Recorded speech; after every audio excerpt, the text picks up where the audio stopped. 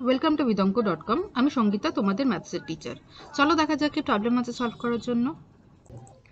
সঠিক উত্তরটি নির্বাচন করো। পাই একটি অবীজীয় মূলদ সংখ্যা। বীজীয় মূলদ সংখ্যা বীজগাণিতিক স্বাভাবিক সংখ্যা, বীজগাণিতিক মূলদ সংখ্যা। ওকে, আচ্ছা, পাই হচ্ছে একটি অবীজীয় অমূলদ সংখ্যা, কারণ পাইকে আমরা কোনো ইকুয়েশনের রুট হিসেবে প্রকাশ করতে পারি না।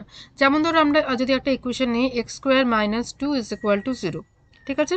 তো এই ইকুয়েশন দেখো, এখানে আমরা এটাকে এভাবে লিখতে পারি x - x² - √2 এর হোল স্কোয়ার = 0।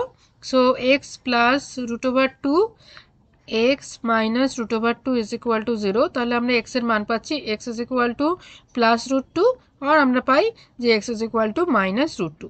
ঠিক আছে, তাহলে দেখো এখানে √2কে √2 যে আমরা ভ্যালুটা পাচ্ছি সেটা হচ্ছে একটা, এই যে সমীকরণ, এখানে যে কোয়াড্রেটিক ইকুয়েশন দ্বিঘাত সমীকরণ, তার একটা বীজ, তার একটা রুট। ঠিক আছে, তাহলে √2 একটি অমূলদ সংখ্যা, কিন্তু এটি একটি বীজীয় অমূলদ সংখ্যা। ঠিক আছে, কিন্তু পাইকে এভাবে কোনো ইকুয়েশনের আমরা বীজ হিসেবে প্রকাশ করতে পারি না। ঠিক আছে, কোনো সমীকরণের বীজ নয়, কোনো সমীকরণের রুট নয়, কোনো সলিউশন নয়। ঠিক আছে, তো সেজন্য পাই হচ্ছে একটি অবীজীয় অমূলদ সংখ্যা। ঠিক আছে, তো option A is the correct answer. Okay, তাহলে এ হচ্ছে সঠিক উত্তর। Thank you for watching vidonko.com। অঙ্কের আরও প্রবলেম এবং সলিউশনের জন্য আমাদের ওয়েবসাইট অবশ্যই ব্রাউজ করো।